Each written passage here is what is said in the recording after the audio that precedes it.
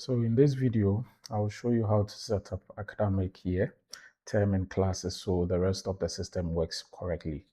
This is one of the most important setups that you need to know in terms of student enrollment, attendance, reports, payroll related, academic related, anything that you are going to do on the system has to do with being able to set your academic term and then the academic year and all those things. You need to get it right from the beginning.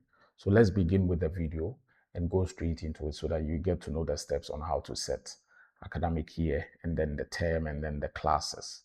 Okay, so the first thing we need to do is we need to open academic setup, which I've done that. So from the dashboard that you can see, we have to go through the process of clicking on academic years and term, which I've done that. So when you're on this screen, you can see from the top here, academic year. Okay, so we click on that, we go ahead and then type the academic year. So let's say this year I'm doing the video, this academic year is 2026 stroke 2027. Then you click on add. I've already added that, so I don't have to repeat the same thing. So just like this. When you are done, you need to tick on current to set that this is the current academic year. Then when you're done with that, you move to add term. So when you click on the term, they are going to ask you for the term name. You go ahead and then you input the term name. So let me do this for second term. So I go ahead and then I write second term. I click on add. Okay, so here they're asking me for the start date for second term. So meaning you need to type the start date for your second term. You type the end date. So most of the time the end date and then the vacation day is the same thing. When you type reopening of the next term, then you can go ahead and type the school days. Normally school days is determined at the end of when you are getting to the end of the academic term, because you might not know what will happen during the term. You won't know if there is going to be off days or anything like that. So for now, let's leave the school days till we get to when we are getting to the end of term, then we can do that. So when you are done, you go ahead and then click on set current here, which I've done for this first term. So that is what you do if you want to set an academic year.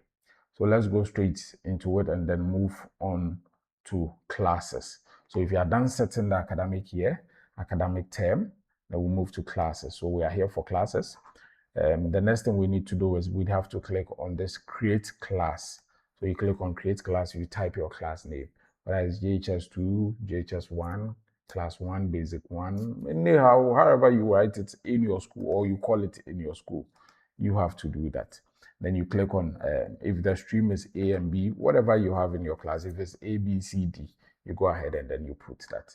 If you think the status, most of the time the status is active because it's an active class that is being used. So you go ahead and then you put it there. Depending on how you do everything here, what is going to happen is that MasterSuite is going to arrange them from the lowest, or let me say from the little ones, which is from preschool. Preschool, when I say preschool, the crèche, all those things. So it was do self-arrangement for you, which will start from crèche to JHS3, or it will start from the lowest to the highest class. That is done by the system, not done by you. So the moment you create them, you can start creating them from Form 1, Form 3, or whatever. But they will be the one to do it for you. Okay. When we are done, the next thing we need to do is we need to make sure that classes are available for this academic year. So we go ahead and then click on manage year availability. We select our academic year. We go ahead and then take all the classes that we just created and then click on activate selected classes, just to make sure that the class is active for that particular year. So you realize that maybe there was a term where, especially new schools, maybe there was no basic 4, there was no basic 5.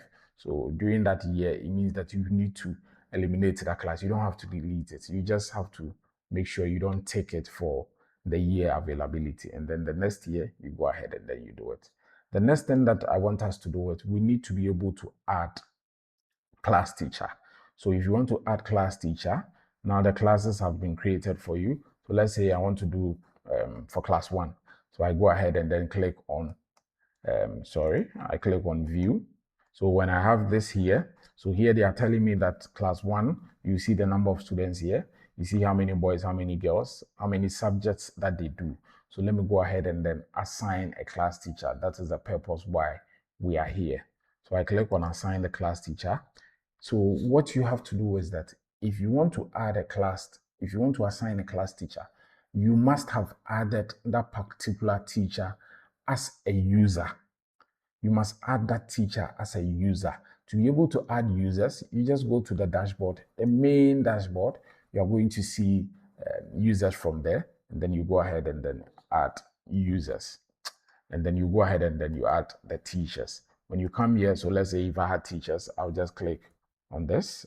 I don't have any teacher here, so it's so impossible for me to add. Then I go ahead and then I can click on students. It is going to tell me the students that are in this class. Click on the subject. What I have to do is that I need to assign the subjects to them. But whilst we are done with the classes, so the subjects and then the academic year, we'll come back to the subjects. So this is what I have for you in this video. Catch you on the next one. Bye-bye.